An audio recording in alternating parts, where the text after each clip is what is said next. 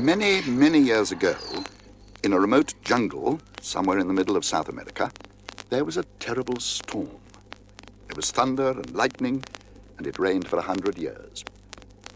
And the animals who lived there got so fed up with wearing wellies all the time that they decided to chance their luck and go in search of a new land. And so, one day, they all jumped onto some floating logs and set out to sea, completely at the mercy of the raging winds. Try as they might to keep together, they couldn't. And all the logs got separated and went their different ways. By and by, one of the logs drifted far, far out to sea and landed on the beautiful uninhabited island that is Wipma Island. On the log were just 6 creatures. 2 funny green things with long back legs, 2 bees, and 2 honey midgets. A honey midget is a furry little creature with a squeaky voice who loves to eat honey. Well, they took one look at the island and all agreed to stay. So they unpacked their things and started to settle in. Now, Wipma Island is a lovely place where the sun shines every day of the week. Every day, that is, except a Wednesday. It always rains on a Wednesday. Never a Friday or a Monday, just a Wednesday. This didn't worry our little friends very much. Every Wednesday morning, when they woke up and saw the rain, they just said, hey-ho, and got out the ludo. And very good they got at it, too, with all that practice every Wednesday. Not so good on Thursday, though. So, if you're ever going to play ludo with a bee, or a honey midget, or a funny green thing, make sure it's a Thursday, or a Tuesday, so long as it's not a Wednesday, or you'll lose. Anyway, to get back to the story.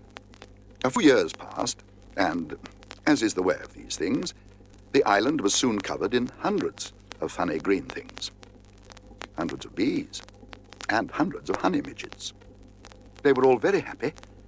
The bees were happy making lots of honey, and the honey midgets were happy eating it. And the funny green things were happy because they played cricket every day in the sun, except Wednesdays, of course.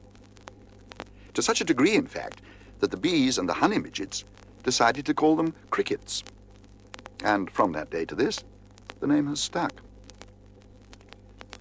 But the bees, on the other hand, weren't very good at cricket. And as far as anyone knows, in all the time they were there, a bee never once got a century. In fact, it's true to say that, as far as anyone knows, in all the time they were there, a bee never once got a single run. That was because they were always getting out LBW. Their legs kept getting in the way of the ball. Well, there were so many of them. Legs, that is. It wasn't easy. After a while, the bees got fed up with playing cricket. It was all rather boring, and they were getting sore knees. But as fast as they complained, so the crickets insisted that they played. So one day, the bees called a secret meeting and decided the time had come to do something about it. The only way to avoid sore knees was to avoid playing cricket. And the only way to avoid playing cricket was to avoid contact with the crickets. And the only way to avoid contact with the crickets was to avoid landing on the ground. So they decided that they would never fly below the level of the treetops. And from that day onwards, they lived a new life, high in the sky, only visiting the very tops of the tall trees to make their honey. Their knees soon improved, and after a few weeks, they were all happy again. As for the crickets, they continued playing amongst themselves, morning, noon, and night, pausing only to scratch themselves and play ludo on Wednesdays. But what of the poor honey midgets? Suddenly, for a reason they couldn't understand, there was no honey to be found.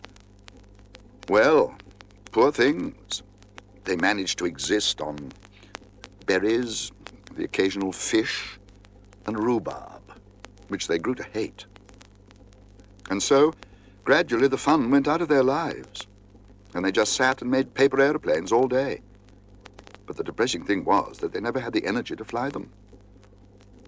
So, now, things were rather different from what they were before. The crickets played cricket with crickets, the bees flew high in the sky, and the honey midgets sat sulking, knee-deep in paper aeroplanes. To make matters worse, the honey midgets could smell the honey coming from somewhere up high in the sky. But as they couldn't climb trees, they could never find it. But they kept sniffing, nose high in the air and stretching up and sniffing and sniffing and stretching. And after many years, with all that stretching up to smell the honey, a change began to take place. And the honey midgets began to get bigger and bigger and bigger and bigger and nearer the honey, until eventually one day, they were large enough to be able to reach right to the top of the trees and get the honey they loved so much. But by now they weren't honey midgets anymore. They were big honey monsters. And that's how they came to be what they are today. Huge, furry creatures with very deep voices who have a passion for honey, hate rhubarb, and are terrifically good at ludo on Wednesdays.